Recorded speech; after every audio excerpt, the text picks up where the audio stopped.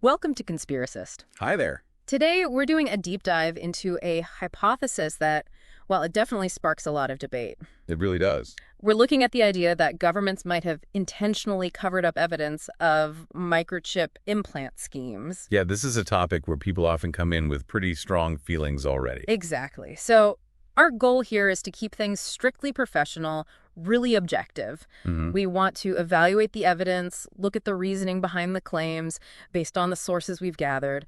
No humor, no dismissing things out of hand. Just laying out what the sources say about the hypothesis and about microchip tech in general. Right.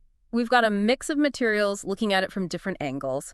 So let's maybe start by looking back at some early mentions where this idea of implanted tech started popping up. Okay, well, one source brings up a 1992 incident. A man named Ralph Tortorici. Ah, yes. What happened there? It seems he was experiencing significant distress hearing voices, and he told police he believed he had a chip in his head. He felt it needed to be removed.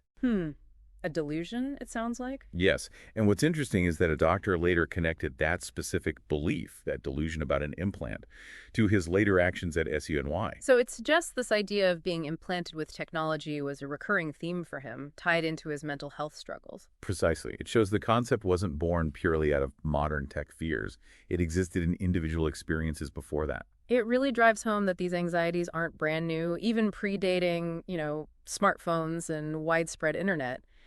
And these fears also showed up in fiction, didn't they? They did. Sources mention a 1981 BBC series called The Nightmare Man. Right. What was the premise there? It featured a pilot with a brain implant, and after it was removed, he became violent. So it's an early fictional look at the fear of losing control because of implanted tech. Tapping into that anxiety about technology, somehow overriding our own will, our agency. Exactly. The idea that something artificial inside you could make you do things. Why do you think brain implants specifically hit that nerve back then? That's a good question. Maybe because it's the brain. The absolute center of control in who we are. Tampering with that feels maybe fundamentally different than other tech. Could be. Then, just a few years later, 1984, you get William Gibson's Neuromancer. Yeah. Hugely influential. The birth of cyberpunk, essentially. Pretty much. It really painted this picture of direct brain-computer interfaces, mercenaries with implants for skills, even for, entertainment. So blurring the lines between human and machine, it definitely fed into both the excitement and maybe the apprehension about where this could all lead. No doubt. It put those ideas firmly into the cultural imagination. Okay, so let's fast forward. We get into the late 2000s, early 2010s, and this specific rumor emerges, the Obamacare chip hoax. Oh, yes. That one had legs. A really widespread false claim. The idea was that the Affordable Care Act, Obamacare, would actually mandate RFID microchip implants for everyone in the U.S. Which was completely untrue. It's a classic example of how legislation can be totally twisted into something it's not. Because the actual bills, H.R. 3590 and H.R. 4872, they didn't mention mandatory chipping at all, did they? Not even close. Their focus was on setting up a national medical device registry. Okay, what was that for? It was about tracking the safety of certain medical devices after they were already on the market. Things like Class 3 devices, some Class 2 implantable or life-sustaining ones. So tracking the devices themselves, like a pacemaker or an artificial hip, if it was used in or on a patient. For safety reasons. Exactly, for post-market safety analysis. It had absolutely nothing to do with implanting chips in people as a general mandate. It's a huge difference. It really is. So you see this anxiety about government overreach kind of glomming onto this new tech idea, even though the facts just weren't there. Yeah. How did it even get so twisted from a device registry to mandatory human chipping? That's quite a leap. Well, it seems a lot of it came from satire and spoof websites. Places like National Report, maybe even The Onion. Ah, right. Yeah. They publish fake news stories, often very convincingly written. And if those get shared out of context without people realizing their satire, they can easily be mistaken for real news, especially online. Yeah. And then you also had some individuals who seemed to deliberately amplify the rumor, even if they sort of acknowledged some related stuff was fiction elsewhere. So the lines just got completely blurred for a lot of people between satire, speculation, and actual policy. And then it's interesting because the Affordable Care Act itself had, Specific aims, people generally liked letting young adults stay on parents' insurance, no denial for pre-existing conditions, expanding access. Right, tangible benefits. Yeah. But for some, Yeah. that fear narrative about the chip just overshadowed everything else. It really shows how powerful fear can be when it comes to spreading misinformation, doesn't it? Absolutely. Okay, so let's shift gears and talk about the actual tech. What are modern microchip implants really like? The ones that exist today. Well, the common ones you see now use passive RFID, radio frequency identification. Passive meaning no battery. Exactly. No internal power source. They get energized by a nearby reader, like a scanner, using magnetic fields. That's also how they communicate back to the reader. And because they need that nearby reader for power and communication, the range must be pretty limited. Very limited, usually just inches. That's why they're often implanted in the hand, between the thumb and forefinger usually. It's easy to bring your hand close to a reader. So just to be clear, these aren't like tiny GPS trackers sending out signals constantly? No, not the common passive RFID ones. The tech limitations, the need for that close-range reader, make that kind of widespread remote tracking totally impractical with these specific chips. Got it. So what are people actually using them for then? What are the real-world applications? We're seeing them used for a few things. Accessing medical records is one possibility. Okay. Making contactless payments, convenience things like unlocking doors, maybe buying snacks from a vending machine at work, logging onto your computer. Just wave your hand instead of using a card or password. Basically, yeah. And there was that company in Wisconsin you mentioned earlier. Right. They offered implants to employees. Yeah, on a purely voluntary basis. Yeah. For things like building access, computer logins, buying stuff from the break room machine. So it's happening, just, limited scale and voluntary. And it's not just a U.S. thing either. No. There's a company called Walletmore, Polish-British, I think. They offer payment chips. And they've said over 200 people have gotten them. Wow. And the motivation there is mostly convenience or security. Seems like both. People not wanting to carry a wallet, worried about cards being stolen, that kind of thing. Interesting. And we use RFID chips in pets all the time, right? For identification. For decades, yeah. And mostly without huge public outcry. But it feels different when it's humans. Are there actual medical risks or downsides to having these things implanted? There can be, yes. Yeah. With any foreign object implanted in the body, there's a potential for reaction. Like what? Well, sources mention things like foreign body granulomas, basically, inflammation around the chip, tendinopathy, which affects tendons, or if the chip touches bone, something called sterile osteitis, bone inflammation.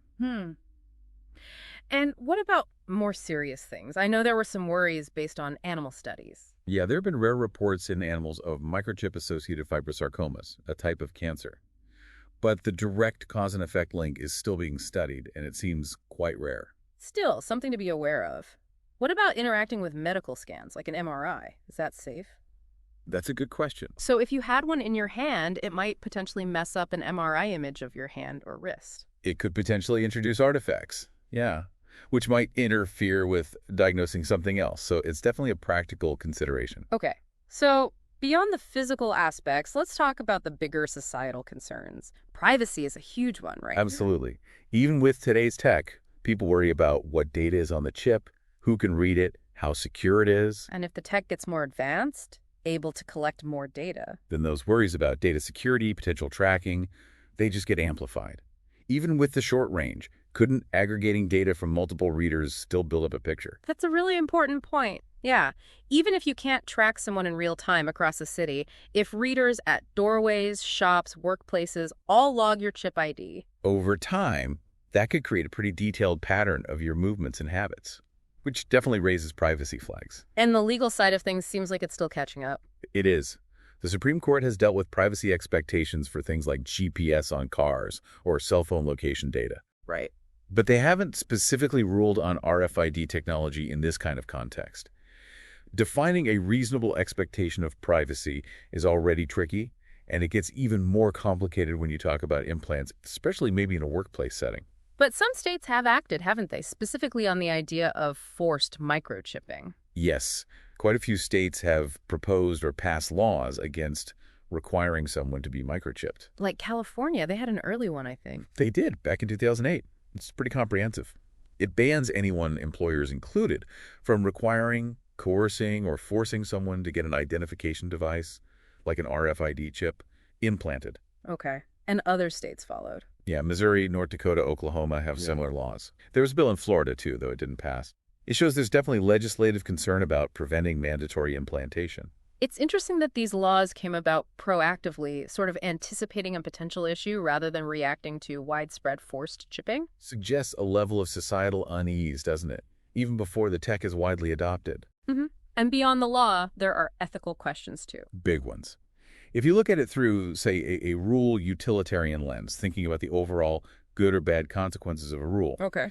at least one analysis suggested that companies requiring employees to get implants would probably lead to more harm than good overall. And the whole issue of consent in a work context is tricky, too. Very tricky. Can you really freely consent if saying no might cost you your job or opportunities at work?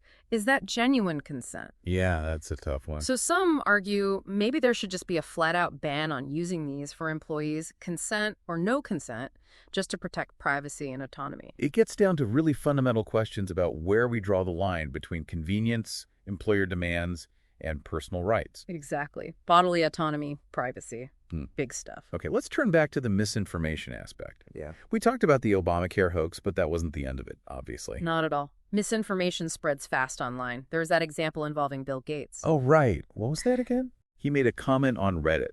Something about the potential for digital or electronic vaccine records. Okay. Seems fairly innocuous. But it got twisted almost immediately into claims that he was pushing for implantable microchips to track people through vaccines. Wow. Quite the distortion. So then figures like Roger Stone, Laura Ingraham, they amplified that false version of the story. So it spreads from a comment, gets distorted, then amplified by high-profile voices. A common pattern. And social media platforms are sort of caught in the middle, aren't they? How so?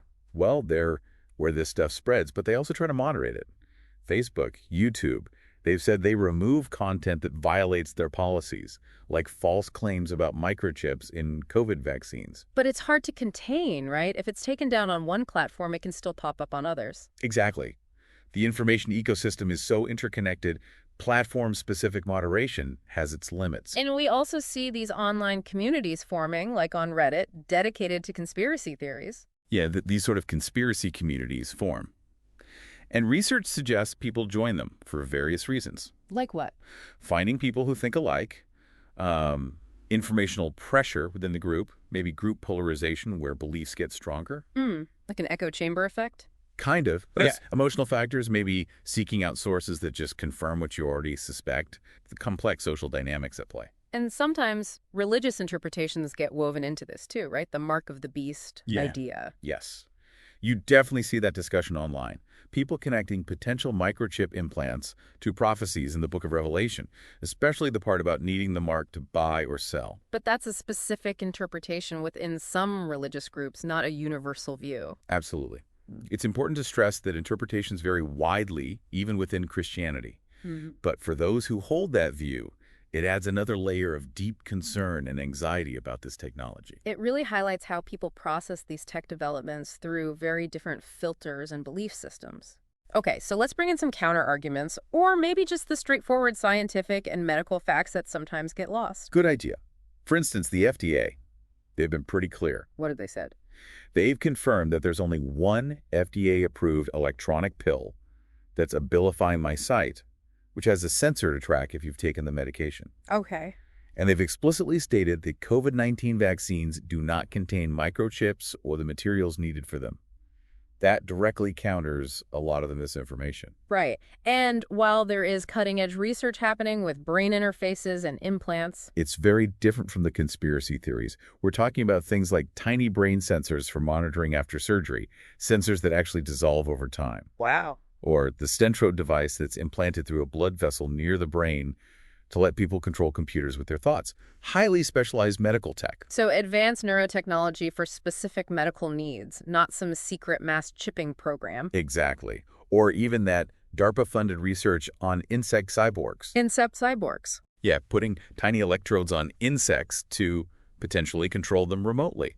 It shows military interest in biointegrated tech. Sure. But Again, it's a world away from claims about secretly implanting chips in the general population. Right. Different context entirely. And maybe it's worth remembering we already have medical devices inside bodies. That's a great point. Pacemakers, for example, they've been around for ages. And presumably there was some initial fear or apprehension about those too. Often, yes. New medical tech can seem scary at first, but as devices become more common, people see the benefits. That initial fear often fades. That history might offer some perspective here, too. Even while acknowledging the very real ethical and privacy debates that still need to happen. Absolutely. Those debates are crucial, separate from the unfounded conspiracy claims. Okay, so let's try to wrap this up. We've covered a lot of ground. We have. It seems clear that while microchip implant technology is real and it has actual uses, and there are ongoing important discussions about ethics and privacy, the specific hypothesis that governments are intentionally concealing evidence of some kind of widespread secret implant scheme just isn't backed up by the evidence we've looked at. Right. It looks more like a mix of things. Real tech advancements, sparking imagination, some historical anxieties resurfacing, fictional stories blurring lines, definitely the impact of online misinformation, and people interpreting things through their own belief systems. So the key takeaway is really about critical evaluation. Understanding the tech, but also how narratives, true or false, spread. Exactly. Being critical of sources, understanding context, and realizing that the valid ethical debates about privacy and consent for voluntary implants are important discussions to have, quite separate from the conspiracy theories. Yeah, those ethical questions are real and need addressing, regardless of any grand plot. Definitely. So as you encounter information online, especially about emerging tech, this whole topic is a good reminder to pause, check sources, and consider different angles. And maybe a final thought for you listening. Just consider how all this increasing integration of technology, wearable tech, maybe someday implantable tech, stuff inside us, stuff outside us, how does that shape how we feel about our privacy, our autonomy, our trust in companies or governments, even without assuming any big conspiracy is happening? That's the ongoing question, isn't it? How do we navigate that future? Thanks for listening to Conspiracist.